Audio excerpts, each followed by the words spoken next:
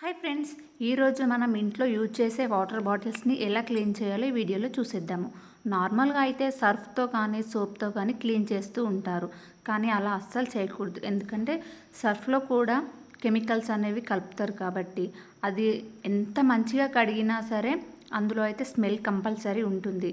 అలా కాకుండా మన ఇంట్లో దొడ్డుప్పు ఉంటుంది కదా, రా సాల్ట్, ఆ సాల్ట్ కొంచెం వాటర్ బాటిల్లో వేసి కొన్ని వాటర్ యాడ్ చేసుకొని ఇలా ఒక 10 మినిట్స్ అలా షేక్ చేస్తూ ఉండాలి.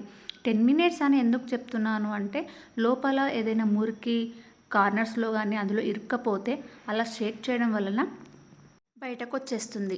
ఆ దొడ్డుప్పు అనేది కొంచెం గరకగా ఉంటుంది కాబట్టి చాలా క్లీన్గా మొత్తం క్లీన్ అయిపోతుంది.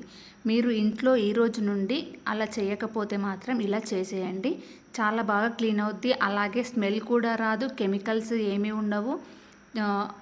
అందులోనూ ఇప్పుడు ఇది రెయినీ సీజన్ కాబట్టి ఎక్కువ పిల్లలకి జలుబు కానీ దగ్గు కానీ అలా వచ్చే అవకాశం ఉంటుంది. మనము డైలీ కాకుండా ఒక 2 డేస్కి ఒకసారైనా సరే ఇలా సోప్తో కాకుండా సాల్ట్తో అయితే క్లీన్ చేస్తే చాలా హెల్తీగా ఉంటుంది. అలాగే బాటిల్ కూడా మొత్తం క్లీన్ అయిపోతుంది. ఈ వీడియోలో చూస్తున్నారు కదా, ఇలాంటి మంచి మంచి టిప్స్ కోసం ఛానల్ని సబ్స్క్రైబ్ చేసుకోండి.